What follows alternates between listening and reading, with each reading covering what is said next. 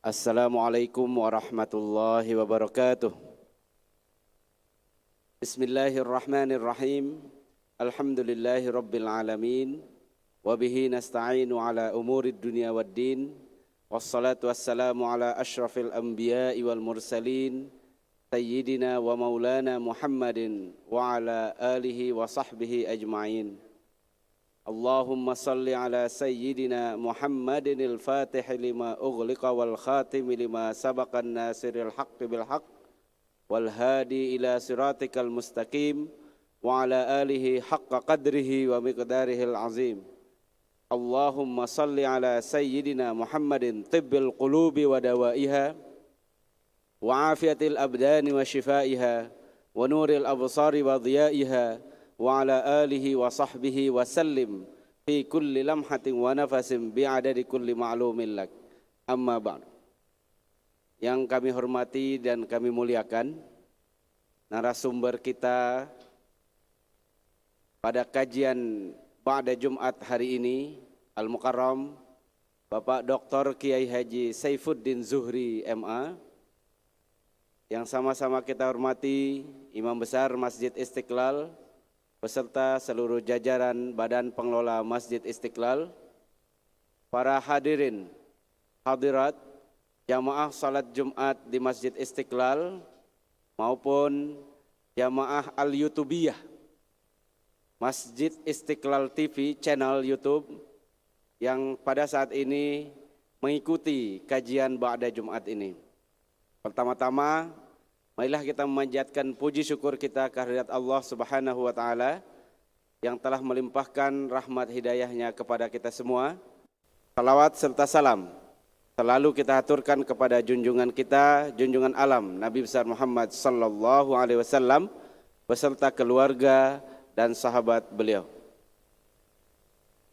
Hadirin hadirat yang berbahagia, sebagai pengantar kita pada kajian Ba'da Jumat pada hari ini, narasumber kita atau kajian pada hari ini akan mengangkat tema hudud. Kita sering mendengar apabila ada isu penerapan syariat Islam di suatu tempat, suatu negara dan dimanapun, selalu yang terngiang di antara pikiran-pikiran orang adalah bagaimana dengan nanti apabila diterapkan potong tangan, hukum rajam dan sebagainya. Nah, itu yang terngiang-ngiang. Nah, pada hari ini sebagai pengantar nanti yang akan disampaikan oleh guru kita, hari ini kita akan belajar tentang hudud yang pada sebagian orang hukum Islam ini yang paling kelihatan. Jadi yang begitu diisukan hukum Islam, hududlah yang pertama. Padahal hukum Islam itu mencakup semua segala sesuatu dalam kehidupan kita, termasuk hudud ini. Hudud atau pidana dalam Islam merupakan sebagian kecil dari hukum-hukum fikih yang terdapat dalam berbagai kitab-kitab fikih. Sebagai kajian kita yang bersumber dari Fiqhul Islam wa Adillatuh karangan Syekh Wabah Zuhaili, sebagai pengantar marilah kita buka kajian atau pengajian kita ini dengan sama-sama membaca Ummul Quran, Suratul Fatihah, ala hadhihi niyah wa ala kulli niyatin salihah. Al-Fatihah. A'udzubillahi minasyaitonir rajim. Bismillahirrahmanirrahim. Alhamdulillahi rabbil alamin. Ar-Rahmanir-Rahim. Maliki yaumiddin. Iyyaka na'budu wa iyyaka nasta'in. Ihdinas siratal mustaqim. Siratal ladzina an'amta 'alaihim ghairil maghdubi 'alaihim waladdallin. Amin. Kepada guru kita, waktu dan kesempatan kami persilahkan.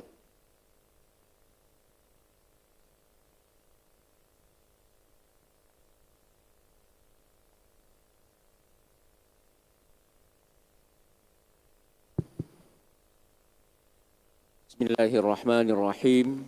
Assalamualaikum warahmatullahi wabarakatuh. Alhamdulillahillazi anzala ala abdihil kitaba wa lam yaj'al lahu iwaja qayyiman liyunzira ba'san syadidan min ladunhu wa yubashsyiral mu'minin. Asyhadu an la ilaha illallah wahdahu la syarikalah wa asyhadu anna Muhammadan abduhu wa rasuluhu la nabiyya ba'dah. Allahumma fasalli wa sallim wa barik ala hadzal nabiyil karim sayyidina wa maulana Muhammadin ibn Abdullah wa ala alihi wa sahbihi wa man wala. Hadirin Bapak-bapak jemaah salat Jumat yang dimuliakan Allah, alhamdulillah kita mendapatkan karunia yang besar dari Allah Subhanahu wa taala berupa kesehatan dan istiqamah dalam keimanan kita sehingga dapat melaksanakan kewajiban kita untuk menjalankan salat Jumat. Kemudian kita juga diberikan kelebihan waktu, kelebihan kesempatan sehingga berkenan dan berkesempatan untuk mengikuti ta'lim, mengikuti kajian halaqah ba'da Jum'ah di masjid yang kita cintai ini. Tak lupa kita senantiasa menyampaikan salawat dan salam untuk junjungan kita Nabi besar Muhammad sallallahu alaihi wasallam, kepada keluarga beliau, sahabat-sahabat beliau dan para pengikutnya yang setia hingga akhir zaman.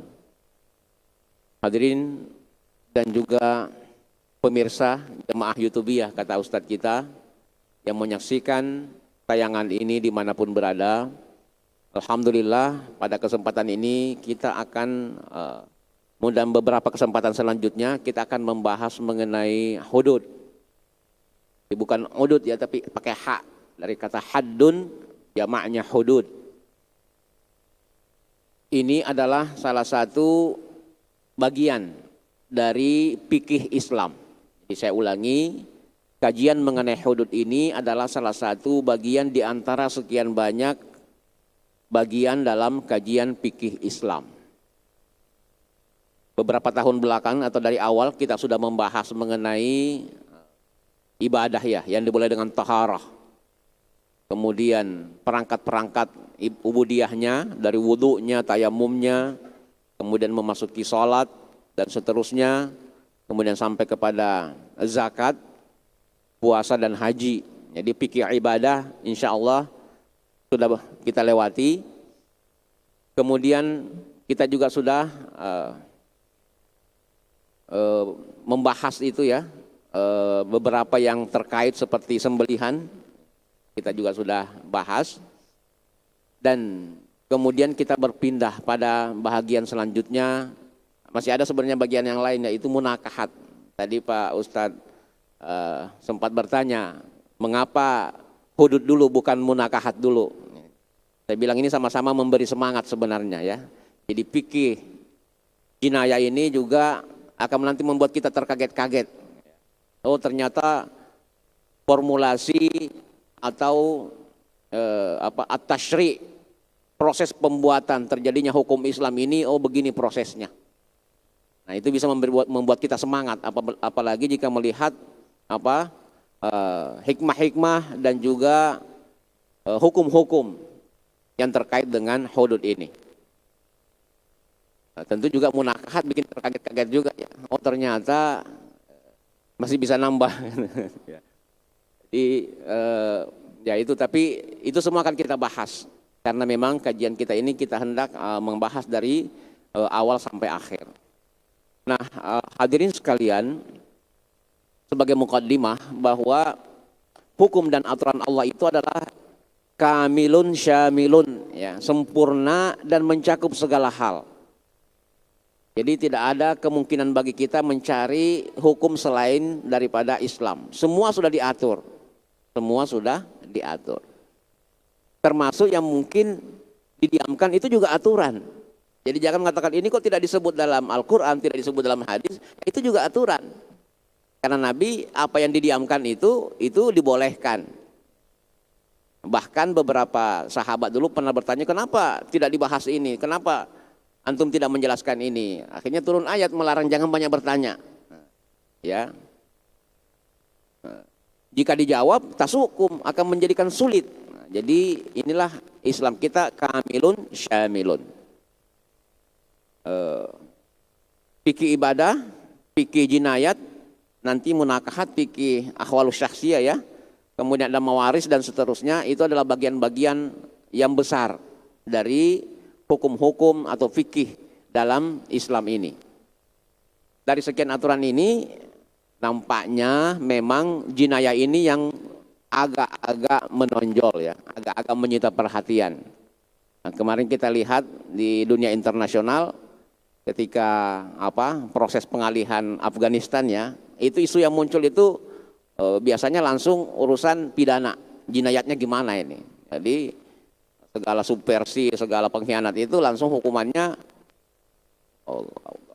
jinayat, pelanggaran berat, itu sudah dihukum bunuh dan seterusnya. Nah, kita juga membahas ini karena banyak juga pertanyaan, Ustaz, kapan nih kita membahas yang agak-agak serem gitu ya.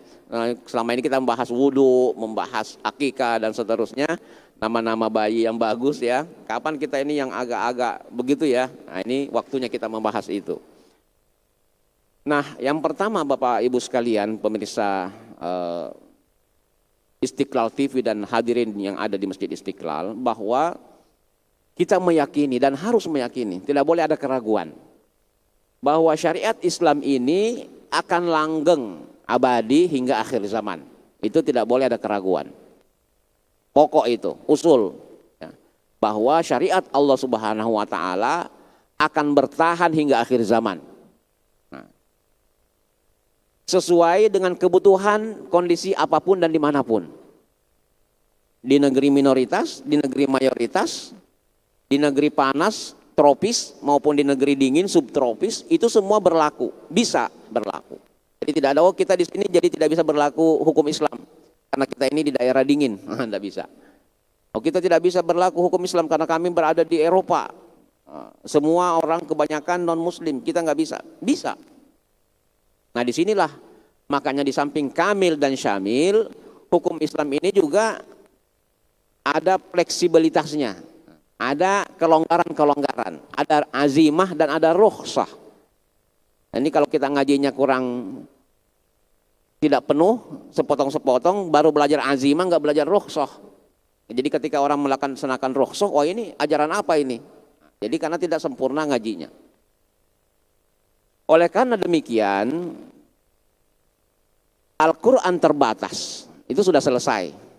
Ya, 6.236 ayat. Hadisnya juga sudah selesai, Rasulullah sudah dipanggil Allah Subhanahu wa taala. Sumber utama sudah berhenti. Bagaimana bisa bertahan sampai akhir zaman? Disinilah ulama kita mendapat tugas. Makanya Nabi mewariskan al ulama'u warasatul anbiya. Para ulama, para asatidz ya. Guru-guru kita itulah yang meneruskan itu. Tidak hanya menyampaikan Al-Quran dan hadisnya, tetapi juga menjelaskan kelonggaran-kelonggaran, tafsir-tafsirnya. Maka ada tafsir hadis, ada tafsir Al-Quran, ada tafsir hadis. Kalau kita hanya memegang teksnya saja, terjemahnya saja, itu tidak akan bertahan sampai akhir zaman, nggak bisa. Karena kaku. Ya, kita sekarang sudah masuk era digital ya. Point 4.0 ya, 4 terbalik-balik saya, 4.0 4,0 itu baru 4. Bagaimana kalau sudah 10? Jadi nanti fikih ini akan menyesuaikan diri. Disinilah di ketekunan, kecerdasan para ulama kita inilah yang kemudian mengelaborasi syariah ini sehingga bisa dipakai. Bisa dipakai. Jadi mungkin nanti ada perubahan, kok dulu begini sekarang tidak begitu. Nah, itu perubahan teknis. Jadi bukan syariahnya tetapi fikihnya yang berubah, syariahnya tetap. Nah, itu kadang-kadang kita keliru memahami mana syariah, mana fikih. Nanti kita lanjutkan. Kemudian muncullah beberapa metode. Metode tadi istimbat hukum perlu usul fik. Dari dulu ulama kita ini harus usul fik, nggak bisa fikihnya langsung atau fikihnya saja, harus ada usulnya supaya memahami bahwa walaupun itu perintah ya, belum tentu wajib. Nah dulu orang kalau tidak belajar usul fikih, begitu dengar fi'il amar perintah kulu wasyrabu wajib makan dan minum. Nah, padahal setelah dielaborasi oleh ulama kita, oh enggak, ini karena perintahnya, indikatornya begini-begini, ada korinahnya begini-begini, maka ini hukumnya sunnah atau ini hukumnya mubah. Tidak harus wajib. Nah, kalau tidak mengerti itu nanti semua perintah wajib. Karena hanya membaca terjemahan, oh ini perintah, laksanakan. Nah, terbalik-balik jadinya. Ada kawaid fikih itu kumpulan keputusan-keputusan fikih itu, oh ternyata arahnya begini nih. Ya, makanya muncul kaidah ma la yudraku kulluh la yutraku kulluh. Kalau kita tidak bisa mengamalkan semua, bukan berarti kita tinggalkan semua. Ambil sebisa kita. Kemudian ada maqasid syariah di mana merumuskan bahwa ini tujuannya ada 5. Tujuannya ini, tujuan besar ini yang dituju. Apapun yang mengarah kepada pencapaian maqasid syariah, berarti itu syariah. Tetapi apapun yang mengarah kepada tidak tercapainya maqasid tujuan-tujuan syariah, maka itu juga dilarang. Nah, seperti itu. Nah, kita lihat apa sih sebenarnya tujuan daripada syariah ini? Apa tujuan Allah menurunkan agama yang mulia ini? Antara lain adalah membangun masyarakat yang kuat. Terbukti pada zaman Rasulullah SAW. Dari masyarakat yang kecil, minoritas, marginal, ya, seratanya juga rata-rata di bawah standar, tiba-tiba muncul menjadi bangsa yang kuat. Kenapa? Karena terinspirasi atau mempraktekkan atau dibimbing langsung oleh cahaya ilahi yang dibawakan langsung oleh Rasulullah SAW yang mulia. Masyarakat yang kuat, mulia, disegani, bukan disepelekan. Coba kita lihat kalau kita mengamalkan Islam dengan sebaik-baiknya, santun, jujur, ya, toleransi, menghormati dan seterusnya, kita akan dihormati. Tapi kalau tidak, antrian pun tidak mau antri, kebersihan asal buang, melalaikan prinsip-prinsip Islam, maka kita nanti menjadi bangsa yang tidak dihormati oleh orang lain, umat yang tidak dihormati oleh umat-umat yang lain. Bersih, aman, dan insya Allah rezeki dari Allah Subhanahu Wa Taala akan memberikan kemakmuran untuk kita. Ya, tidak ada lagi kehidupan yang rendah, tidak ada peluang bagi kemaksiatan dan kejahatan. Maksudnya itu tidak ditoleransi. Mana ada aturan misalnya, oh di sini karena kondisi begini ya silahkan mencuri, Anda boleh. Tidak ada istilah itu. Sampai kapanpun ya hudud-hudud ini akan bertahan. Dan jauh dari kemungkaran, takhayul. Jadi kita juga diperkuat logika intelektualnya supaya tidak ada lagi kepercayaan hantu-hantu di gunung dan seterusnya. Itu adalah untuk menguatkan akidah kita. Dan memang Bapak Ibu sekalian ada yang faktor-faktor penghalang ya, ada saja itu tidak bisa dihindari. Setiap niat baik selalu ada faktor-faktor penghalangannya ya. Antara lain misalnya bahwa manusia ini merasa hebat. Udahlah nanti dulu itu, ya kita berpikir dulu. Nah harusnya ini lihat sambil berpikir. Ini dia, makanya disebut istilah sekuler dan seterusnya itu. Udah agama jauh-jauh dulu, nah kita pakai. Ya, itu adalah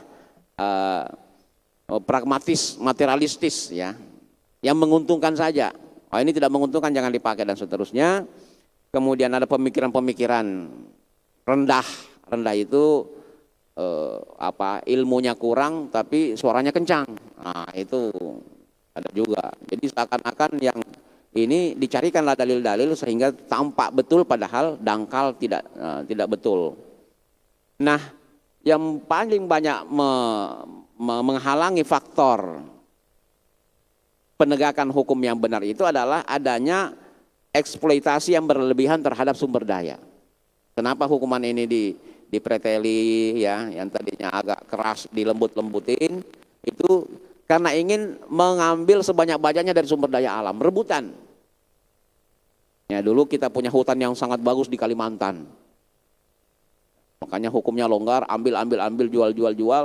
Begitu sudah mau habis baru diterapkan hukum pembalakan liar itu. Padahal sebelumnya belum. Itu karena apa? Eksploitasi yang berlebihan terhadap sumber daya. Dan kemudian kita terbuai, tidak lagi mencoba untuk mengangkat mutiara yang terpendam dalam syariah Islam ini. Banyak pesantren muncul, tetapi pesantren-pesantren mungkin ya sebagian belum bisa belum maksimal dalam mengungkap itu. Baru judulnya doang, Ustaz. Judul pesantren, kiainya belum ada, ya, santrinya seadanya. Nah, itu jangan sampai, ya, kita berharap di dunia pesantren ini benar-benar menjadi regenerasi dari ulama-ulama ini untuk kemudian dapat memancarkan sinar yang terpendam dari mutiara-mutiara syariat Islam ini. Selanjutnya, ya apatis lah. Ini sekarang ini banyak orang yang apatis, cuek. Kemudian ini menghalangi upaya-upaya di mana kita bisa menaikkan lagi gairah kita untuk mengamalkan Islam dalam seluruh aspeknya. Nah, apa solusinya? Saya kira Bapak Ibu sekalian, mungkin kita belum berbicara detail pada kesempatan ini, tetapi kita menghendaki atau seharusnya terjadi integrasi, ya, penerapan yang utuh atas aspek keislaman, ibadahnya, muamalahnya, dan seterusnya, termasuk pidananya. Nanti kita bicara pidananya. Kemudian reformulasi, alhamdulillah ya, dalam pemerintahan yang baru ini sudah ada reformulasi hukum pidana, sudah banyak perbaikan, walaupun belum banyak juga yang belum puas. Namanya kepuasan itu tidak ada habisnya. Kepuasan, kalau cari kepuasan tidak habis. Tapi ada banyak kemajuan yang signifikan. Ada kemajuan yang signifikan, terutama yang menguntungkan terhadap umat Islam. Supaya kita memiliki keyakinan dan kepercayaan bahwa sebenarnya Islam ini sungguh salah kita kalau kita biarkan, kita tinggalkan. Justru kita bangga, ya, dan inilah yang akan mendatangkan keberkahan, kemuliaan kepada diri kita. Mudah-mudahan dengan itu maka kehidupan kita menjadi lebih optimis lagi. Optimisnya Muslim itu dua. Kalau kita bisa menjadi Muslim yang baik, maka kita akan mendapatkan kehidupan yang bahagia di dunia dan juga ada yang ditunggu di akhirat, Ustaz. Nah, kalau yang lain itu, ya, banyak yang menganggap bahwa inilah akhir daripada segalanya. Jadi kalau sudah meninggal, ya selesai. Nah, itu tidak terjadi pada umat Islam. Apa langkah-langkahnya? Marilah kita sedapatnya, semaksimal yang kita bisa untuk menerapkan prinsip-prinsip dalam aturan hukum dan sosial. Maksudnya begini, ya. Jadi dimulai dari diri kita. Jangan selalu menunggu. Ini kapan nih pemerintah memberlakukan hukum ini? Enggak. Misalnya kapan pemerintah memotong tangan pencuri? Bukan itu. Hentikan kegiatan atau niat-niat untuk mencuri. Tutup peluang supaya tidak terjadi pencurian. Itu yang dicari. Bukan menunggu hukumnya dulu. Karena dalam Islam dikatakan itu semua adalah batasan-batasan Allah tadi yang harus kita hindari. Jangan sampai melanggar. Urusan, jadi yang penting itu bukan teknis potong tangannya, sebenarnya bukan. Tapi larangan mencurinya. Larangan membunuhnya, larangan berzinanya, larangan menuduh orang baik-baiknya, itu yang prinsip mengenai hukumannya tadi. Nah, inilah yang kemudian kita sebut dengan urusan fikih teknis. Iya, prinsip pencegahan. Baik. Antara usul dan furu inilah yang menjadi biang perdebatan. Kalau kita tidak sepakat antara usul dan furu, itu akan masih terus berbeda pendapat. Semua mazhab bersepakat bahwa prinsip-prinsip umum, ya, atas prinsip-prinsip umum dalam syariah, tidak ada perbedaan pendapat bahwa berzina itu haram, mencuri itu haram, itu prinsip. Minum keras itu haram dan seterusnya, yang hudud-hudud itu. Tetapi perbedaannya adalah pada aspek puruknya, teknisnya. Terus hukumannya apa? Diapain ini orang mencuri ini? Pernah dipotong tangannya? Pernah, ya, karena dalam Al-Quran disebutkan dipotong tangannya. Pernah juga dipenjara oleh zaman Umar, dipenjara. Nah, sekarang ini kebanyakan dipenjara. Nah, tidak dipotong tangannya. Tapi ini adalah teknis. Ini adalah puruk. Apakah kemudian penerapan atau tidak diterapkannya furu ini kemudian merusak syariah? Itu tidak. Yang merusak agama kita ini kalau prinsipnya tidak dilakukan. Di sana pencurian tidak dihukum, di sana ada perzinaan tidak dihukum, di sana ada mabuk-mabukan tidak dihukum. Nah, itu yang hancur. Tapi ketika tetap ditangkap, dihukum, walaupun hukumannya bukan cambuk, bukan potong tangan, itu sudah sesuai dengan prinsip. Yang berbeda hanya di fikihnya. dalil-dalil utama, prinsip-prinsip dan usul dalam Islam itu sifatnya pasti. Nah, ini dibuktikan bahwa sejauh ini termasuk di negara kita ini, Pancasila ini itu sudah menganut prinsip-prinsip keagamaan kita. Makanya kita bisa menikmati menjalankan agama kita dengan maksimal di sini. Karena dipayungi atau sesuai dengan undang-undang negara yang berlaku. Tidak ada keraguan bahwa syariah itu tidak bisa dilakukan. Harus bisa dilakukan. Yang mungkin berbeda kita adalah mengenai tadi teknisnya. Nah, sedikit ya, kalau masih ada waktu, kita mengenai definisinya ya. Definisi hudud ini had tadi ya. Jadi asalnya adalah batasan, garis ya. Itu jangan melewati batas. Nah, itu dia ya. Al-man'u, mencegah, menghalangi. Kemudian juga berarti ukubahnya, sanksinya. Jadi itu juga pengertian daripada had. Nah, kemudian pengertian dalam fikih itu adalah sanksi hukuman yang ditentukan berdasarkan dalil-dalil ya baik berupa hak Allah maupun hak manusia. Jumhur ulama mengatakan had adalah sanksi hukuman yang ditentukan berdasarkan syara ya. Baik hak Allah dan maupun hak manusia tadi sudah. Ada beberapa perbedaan secara teknis dari ulama-ulama ya. Nah, terutama Hanafiyah di sini mengatakan hak Allah penetapannya adalah karena haknya Allah. Yang mana hak Allah itu yaitu pencurian dan seterusnya ya. Kalau hak manusia itu yang berkaitan dengan pembunuhan. Karena ada hak untuk memaafkan. Hak untuk Jadi manusia punya hak dalam jarimah al-qatlu ya. Baik. Apa macam-macam had ini atau hukum pidana yang penting dalam Islam itu adalah zina. Ya, zina, kemudian kazbuz zina, ya, menuduh berzina, minuman khamar, mencuri, merampok, memberontak, murtad dan membunuh dengan sengaja. Kemudian Malikiyah menambahkan ada melukai. Ya, jadi melukai itu ada hitungannya. Melukai ada hitungannya. Penganiayaan ya, bacok, ditusuk, ya, tapi tidak mati. Ya, itu ada. Kemudian perilaku zindik, ya, perilaku yang merusak agama. Nah, itu adalah perilaku zindik. Ya, pencemaran. Ini ada juga penista. Penista agama itu dalam Malikiyah dimasukkan ke dalam pidana had, termasuk sihir dan yang meninggalkan rukun Islam. Meninggalkan rukun Islam itu termasuk dalam pidana had. Nah, apa hikmahnya? Nanti kita bicara teknisnya pada pertemuan berikutnya. Sebenarnya adalah efek jeraknya. Al-hikmah. Jadi hikmah ini adalah sesuatu yang ada di balik. Mengapa sih itu ada hukuman cambuk? Mengapa ada hukuman denda? Mengapa ada hukuman takzir? Itu supaya tidak mengulangi lagi. Supaya tidak mengulangi.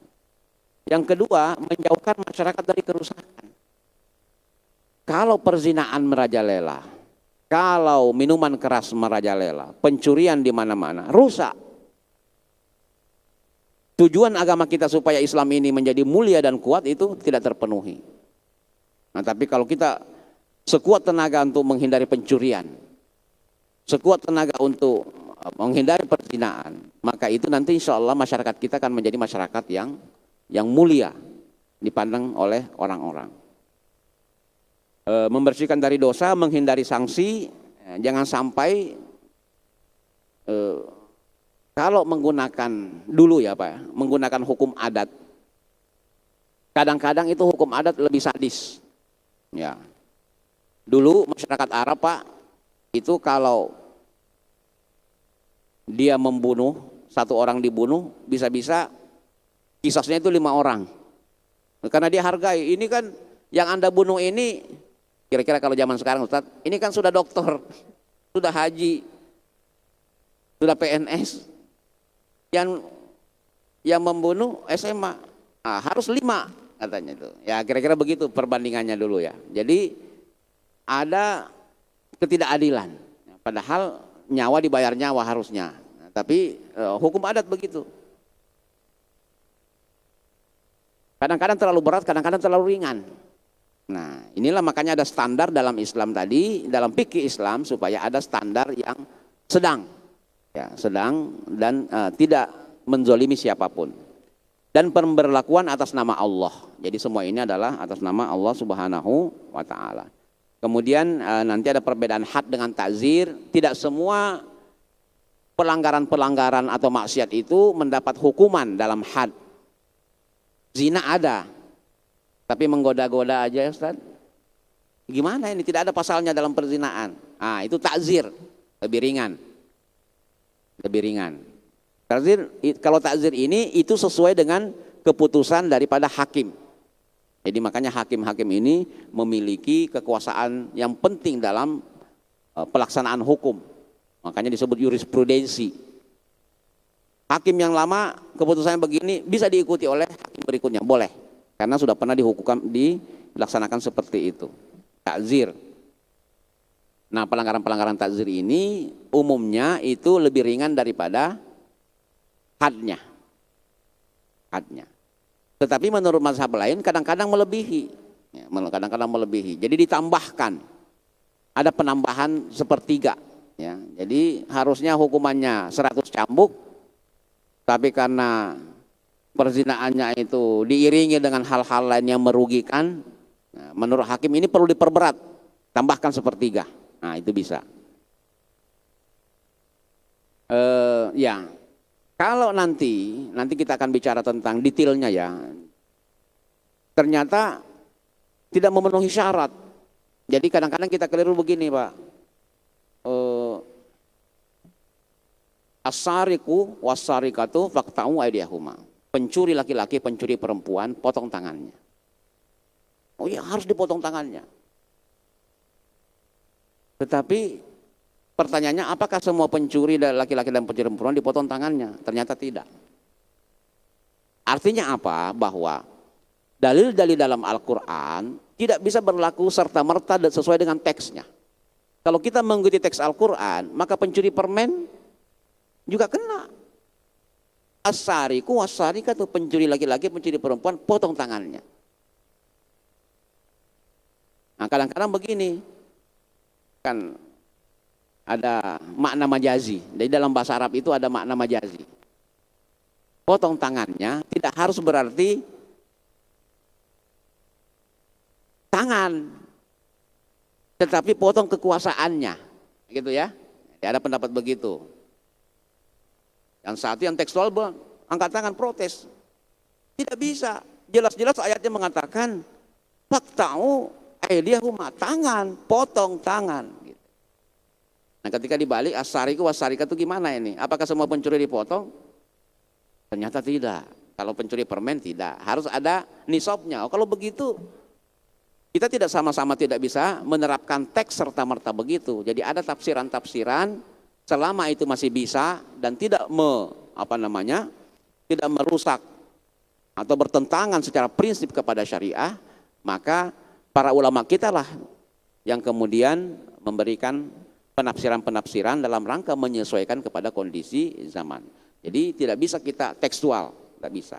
Kalau kita tekstual tidak bisa dipakai sampai akhir zaman. Baik, saya kira itu Pak. Kemudiannya ya ta'zir ya, nanti pada mungkin pada lebih teknis lagi pada pertemuan berikutnya kita akan membahas pidana-pidana ini, walaupun mungkin tidak terlalu detail ya, karena ini hanya penambahan wawasan, karena kita insya Allah ya, secara prinsipil negara kita dengan Pancasila, dengan undang-undang itu sudah sesuai dengan prinsipnya. Ketuhanan yang Maha Esa, itu tauhid. Apapun hukum Tuhan itu kita bisa laksanakan. Tetapi kalau sudah masalah teknis, nah itu mungkin perbedaan pendapat. Saya bilang sama teman-teman yang agak-agak keras itu, Ustadz kenapa sih antum tidak bergerak? Ini kan kita tidak melaksanakan hukum Islam. Saya bilang, gini, saya mau tanya, hukum Islam yang bagaimana? Itu pencuri tidak dipotong tangannya katanya. Saya bilang begini, di negara kita ini pencuri dihukum enggak? Dihukum Ustadz. Di penjara enggak? Di penjara. Berapa tahun? Tergantung berapa yang dicuri, kan begitu. Terus antum mau perjuangkan apa? Supaya dipotong tangannya. Begini. Kalau nanti pemerintah tidak menghukum pencuri, tidak menghukum koruptor, saya ikut antum. Ayo kita demo. Kenapa pemerintah tidak menghukum pencuri? Tapi kalau kenapa hukumannya penjara, kenapa bukan ini, saya tidak ikutan lah. Itu karena masih sesuai dengan prinsip-prinsip hukum Islam atau syariat Islam. Mudah-mudahan bermanfaat. Hadanallahu wa iyyakum ajma'in. Wassalamualaikum warahmatullahi wabarakatuh. Waalaikumsalam warahmatullahi wabarakatuh. Para hadirin sekalian, jamaah yang hadir di Masjid Istiqlal maupun di channel YouTube Masjid Istiqlal TV. Demikian tadi pengantar dari kajian tematik kita yaitu had, ya, hudud. Ya, nanti pertemuan selanjutnya akan kita lanjutkan ke pembahasan lebih detail. Insya Allah nanti pada pertemuan mungkin bulan depan, ya, bulan depan pada Jumat kedua atau keempat, ya, Jumat keempat insya Allah dilanjutkan dengan kajian lebih detail daripada hudud tadi. Baik, mudah-mudahan apa yang telah disampaikan oleh guru kita bermanfaat bagi kita semua. Kita doakan guru kita tetap sehat walafiat dan kita semua semoga terhindar dari wabah, pandemi, keluarga dan anak cucu kita semua disehatkan oleh Allah Subhanahu wa taala. Amin amin ya rabbal alamin. Baiklah, kita tutup sama-sama kajian kita dengan sama-sama membaca kafaratul majlis. Subhanakallahumma wa bihamdika asyhadu an la ilaha illa anta astaghfiruka wa atubu ilaik. Kami moderator menyampaikan permohonan maaf apabila ada kata-kata yang kurang berkenan. Wallahul muwaffiq wal hadi ila sabilir rasyad. Wassalamualaikum warahmatullahi wabarakatuh.